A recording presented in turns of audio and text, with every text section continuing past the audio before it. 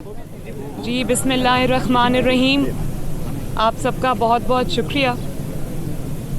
मैं सबसे पहले तो आपके सवाल लेने से पहले एक बात ज़रूर कहना चाहूँगी, और वो ये है कि मेरी अपील जो है उसको शुरू हुए तकरीबन 1 साल होने को आया, 10 महीने हो गए, और नैब आज तक इस केस को ड्रैग कर रहा है, कोई सबूत पेश नहीं कर सक रहा।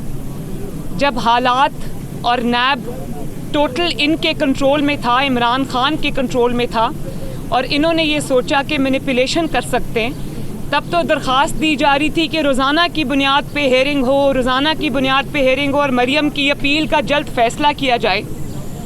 लेकिन जब से कुर्सी हिली और पता लगा कि मैं तो ऑन माई वे आउट हूँ, तब से नैब के पास कोई जवाब नहीं है। और कभी नैब को कोरोना हो जाता है, कभी उनकी वो कहते हैं कि हमारी सेंस ऑफ टेस्ट नहीं है, सेंस ऑफ स्मेल नहीं है। तो बात ये है कि इनके पास सबूत नहीं है।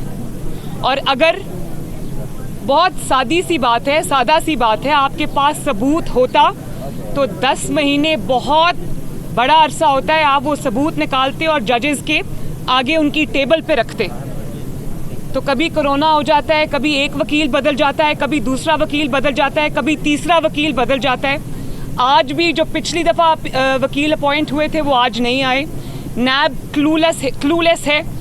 तो मैं मुअज़्ज़िज़ बेंच से जस्टिस अतर मनहल्ला साहब से ये रिक्वेस्ट करना चाहती हूँ कि अगर नैब के पास सबूत नहीं है और अगर नैब जानबूझ के इस केस को ड्रैग कर रही है, तो मेरे जो बतौर शहरी पाकिस्तान के जो राइट्स हैं उनको वायलेट ना होने दिया जाए। अगर मेरे ख़िलाफ़ कोई सबूत है तो मुझे सज़ा दें, मुझे टांगें। लेकिन अगर आपके पास मेरे ख़िलाफ़ सबूत नहीं है, NAB has failed to produce evidence, तो फिर मेरे बेसिक राइट्स को प्रिजर्व करते हुए मेरा ऑनर एट स्टेक है। जब मैं अदालत में जाती हूँ, मेरा ऑनर एट स्टेक है, तो मेरा एक राइट है। और मैं ये रिक्वेस्ट करना चाहती हूँ अदलिया से कि नैब की इस ज़्यादती का नोटिस लें, क्योंकि justice delayed is justice denied. तो ये बात मैं करना चाहती हूँ। मैं इजाज़त नहीं दूँगी किसी को भी, या चाहे वो नैब हो या वो कोई झूठा मुकदमा हो, कि इस तरह से मरियम बनाम स्टेट की आवाज़ें लगा करें, और जब एविडेंस प्रोड्यूस करने की बात आए तो वहाँ पर नैब जो है वो पतली गली से निकल जाए। ये नहीं होगा। अगर कोई गलत काम किया है, कोई जुर्म किया है, तो मुझे टांग दें।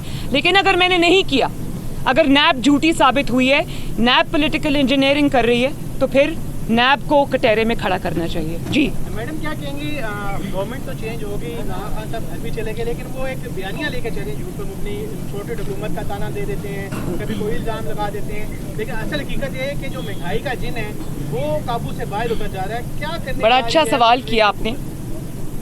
और बात यह है कि मैं ये बार बार कह चुकी हूँ कि जिस इंसान के पास 4 साल में 4 सेकंड अपनी कारकर्दगी पे बात करने के लिए कुछ ना हो, जिसका दामन जो है वो कारकर्दगी से खाली हो, 25,000 अरब रुपए के कर्ज़ों का रिकॉर्ड इमरान ने बनाया, और उसके बाद भी उनके पास एक ईंट नहीं है दिखाने के लिए जो उन्होंने पाकिस्तान में लगाई है, तो जाहिर है तब तो फिर आपको साजिश की भी ज़रूरत पड़ती है, ख़त की भी ज़रूरत पड़ती है, मरासले की ज़रूरत भी पड़ती है। और बात यह है कि जितनी बड़ी साजिश इमरान खान की शक्ल में पाकिस्तान से हुई है, पाकिस्तान के साथ हुई है, पाकिस्तान के ख़िलाफ़ हुई है, इतना तो कोई गैर मुल्की साजिश का बाप भी नहीं कर सकता था पाकिस्तान के ख़िलाफ़ जो इमरान खान कर चुका है। और आज मुझे मरहूम प्रोफेसर डॉक्टर इसरार साहब की भी वो बात याद आ रही है, शहीद हकीम सईद साहब की भी बात याद आ रही है, जिन्होंने ये बात 90s में कह दी थी कि इमरान खान को इस मुल्क के ऊपर लाने के लिए, इस मुल्क को ख़राब करने के लिए तैयार किया जा रहा है। आज वो बात मुझे समझ आई है। और ये साजिश जो इमरान खान कर चुका है पाकिस्तान के साथ, ये साजिश तो कोई पूरी दुनिया के ममालिक जो पाकिस्तान के ख़िलाफ़ हैं वो भी मिल जाएं तो वो भी नहीं कर सकते ये साजिश पाकिस्तान के ख़िलाफ़। और आप कहते हैं कि मैंने ये कहा था कि मैं ख़तरनाक हो जाऊंगा इक़्तिदार से निकला, तो भाई पाकिस्तान की कौम अच्छी तरह जानती है, जिस इंसान ने पाकिस्तान की आवाम से उसकी रोटी छीन ली, उसकी चीनी छीन ली, उसका आटा छीन लिया, उसकी अद्वियात छीन ली, उसकी मईशत को ICU में पहुंचा दिया, उसके जितने भी पाकिस्तान के दोस्त ममालिक थे उनको दुश्मनों के सफ़ में धकेल दिया, तो वो ख़तरनाक नहीं होगा इस मुल्क के लिए तो और क्या होगा।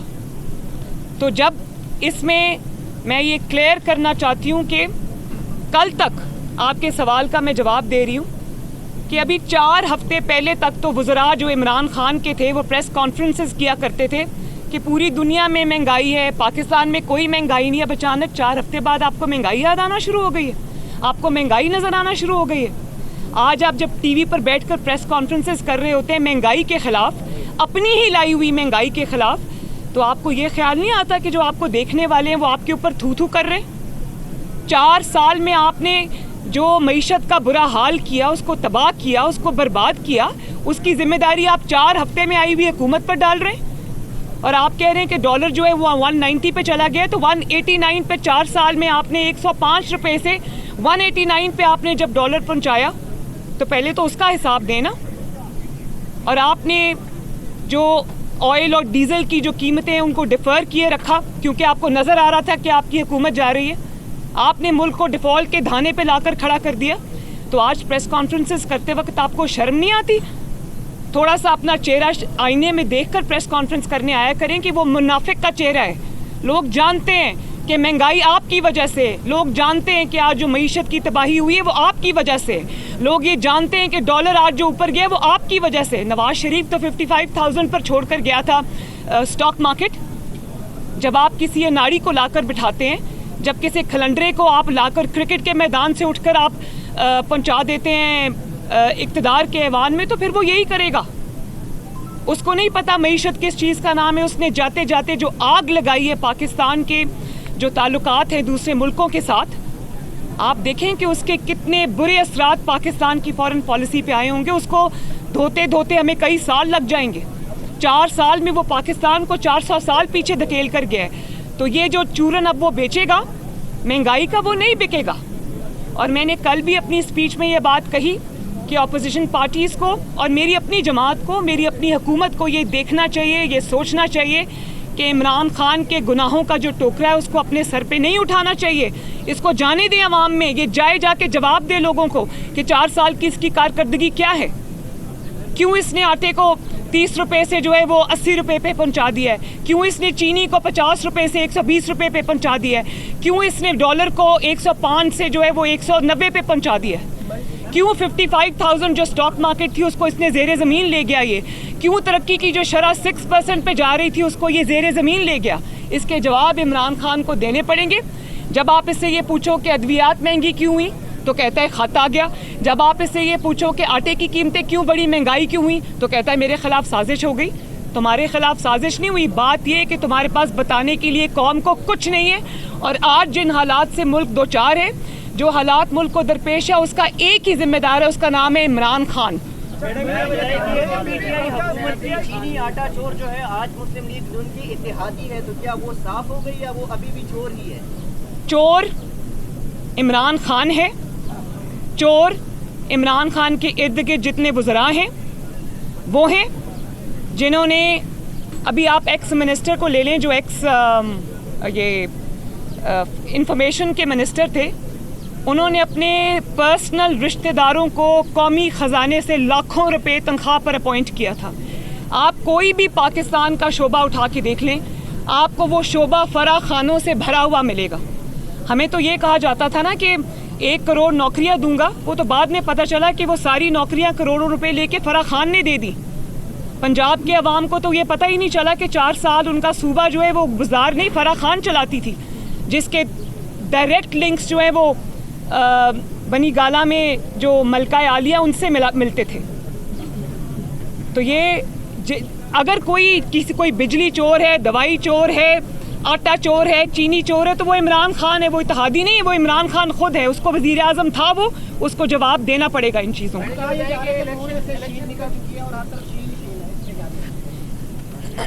मैं ये समझती हूँ कि ऐसे लोगों ने जब ये स्टेटमेंट्स दिए थे, अब उनको कहीं मुंह छुपाने की जगह नहीं मिलेगी।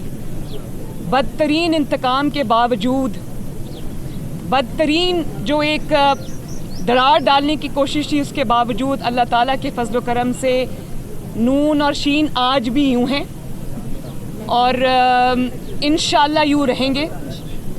नून भी शीन है और शीन भी नून है। नवाज शरीफ, शहबाज शरीफ में शीन भी है, नून भी है, और ये जो छिछड़ों के ख्वाब है ना, ये इंशाल्लाह कभी पूरे नहीं होंगे। इमरान खान को हटाकर शहीद बनाया गया, अब उसको न हटाते तो अगर जो पूरा करता तो खत्म हो जाने, तो ये आपसे गलती हुई है या नहीं? बिल्कुल गलती नहीं हुई। जिस तरह से जाली वोटों से आया था, बल्कि हमने तो इज़्ज़त से घर भेजा है उसको, हमने तो उसको आईनी तरीके से घर भेजा है। लेकिन क्या पाकिस्तान अगर खाई में जा रहा था तो पाकिस्तान को बचाना अवामी नुमाइंदों का फ़र्ज़ नहीं है? और दूसरी बात ये कि आप कह रहे हैं कि उसको हीरो बना दिया या क्या बना दिया, शहीद बना दिया। तो भाई अगर वो शहीद होते हैं, अगर वो जो कि वो हो चुके हैं, अब वो उल्टे भी लटक जाएं तो उनका सियासी मुस्तकबिल इंशाअल्लाह ताला ख़त्म है। पाकिस्तान की जान इस नहूसत से छूट गई है। लेकिन मैं आपको ये बात बता दूं कि अगर कोई ये कोशिश भी करेगा ना कि वो शहीद बने, तो 4 साल की कारकर्दगी उसका मुंह चढ़ा रही है। मैडम, नवंबर से पहले इलेक्शन हो सकता है पाकिस्तान? देखें, ये तो बिल्कुल स्पेकुलेशन की बात है। ज़ाहिर है इलेक्शन तो होना है इस मुल्क में, और इलेक्शन ही हल है, क्योंकि शॉर्ट पीरियड ऑफ टाइम के लिए आई हुई हुकूमत, जो कि एक मखलूत हुकूमत है, वो बड़े फ़ैसले नहीं कर सकती। तो मैं ये समझती हूँ कि 2013 में भी जब नवाज शरीफ को पाकिस्तान मिला था, वो भी 22 घंटे लोड शेडिंग वाला पाकिस्तान था, वो दहशतगर्दी ज़दा पाकिस्तान था, वो उसमें भी मईशत और महंगाई का बुरा हाल था। लेकिन 2-3 साल में अल्हम्दुलिल्लाह नवाज शरीफ ने उस पाकिस्तान को ठीक करके दिखाया, लोड शेडिंग को ठीक करके दिखाया। लेकिन उसको टाइम लगता है।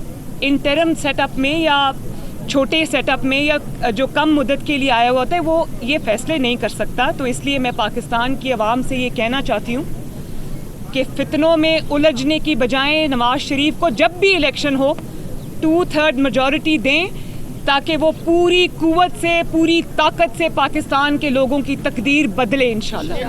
जी, वोट को ये स्टेटमेंट क्यों देनी पड़ी कि उनको सियासत में ना घसीटा जाए? देखें, ये तो बड़ी साफ सी बात है। अगर उन्होंने ये फ़ैसला किया है कि वो सियासत से दूर रहेंगे, अगर पाकिस्तान की अफवाज ने ये फ़ैसला किया है कि वो अपने आप को किसी कंट्रोवर्सी में नहीं डालेंगे, अगर पाकिस्तान की पाकिस्तान की अफवाज ने ये फ़ैसला किया है कि वो अपने आप को अपने आइनी रोल तक महदूद रखेंगे, अपना इदारा कार तक महदूद रखेंगे, तो ये तो बड़ी अच्छी बात है। इसकी तो तारीफ़ की जानी चाहिए। इसी के लिए पूरे पॉलिटिशियंस और सारी सियासी जमातों की तगो-दो है, उनकी स्ट्रगल है। सिर्फ इस आइनी रोल से एक इंसान को तकलीफ़ है, जिसको चीटिंग की आदत पड़ गई हुई है, जिसको नकल की आदत पड़ गई हुई है, जिसके पास अपने पाँव नहीं है खड़े होने के लिए, उसको कोई ना कोई सहारा चाहिए। और अगर सहारा नहीं होता तो वो 10 सीटें नहीं जीत सकता पाकिस्तान के पॉलिटिकल लैंडस्केप में। तो उसको ये बात सूट करती है कि वो इदारों को भी कंट्रोवर्शियल बनाए, इदारों को भी सियासत में घसीटे। वो एक ही इंसान है, उसका नाम है इमरान खान, और जब तक इदारे उसके साथ थे, उसको पाकिस्तान के लिए सपोर्ट कर रहे थे, सोच रहे थे कि शायद वो कहते हैं ना कि लकीरें डालने से वो ज़ेब्रा नहीं हो जाता, तो उन्होंने कोशिश की कि साथ आ जाएं, चल पड़ें। तब तक तो वो सब जो है वो सिराजुद्दौला थे, सब अच्छे थे। और जैसे ही इमरान खान की कुर्सी खिसकी, इसको अपना पॉलिटिकल जो कैपिटल है, अपना अगला इलेक्शन अपने हाथ से हमेशा के लिए जाता हुआ नज़र आ गया, तो आज कोई मीर जाफ़र बन गया, मीर सादिक बन गया। तो क्या पाकिस्तान के अवाम कोई बेवकूफ़ लोग हैं भाई? उनको सब समझ आ रही है। मरियम, ये बताएं कि वज़ीर दफ़ा ख्वाजा आसिफ ने एक इंटरव्यू में कहा है कि जनरल फैज़ हमीद का नाम भी आर्मी चीफ के लिए ज़ेरे गौर आ सकता है, तो आप क्या कहेंगे? मैं इसके बारे में अब क्या कह सकती हूँ, लेकिन ज़ाहिर है पाकिस्तान की अफवाज का सरबराह हमारे लिए बड़ा मोहतरम अदारा है। पूरी कौम जो है पाकिस्तान के इस्तेहकाम के लिए, हिफाजत के लिए अफवाज पाकिस्तान को देखती है।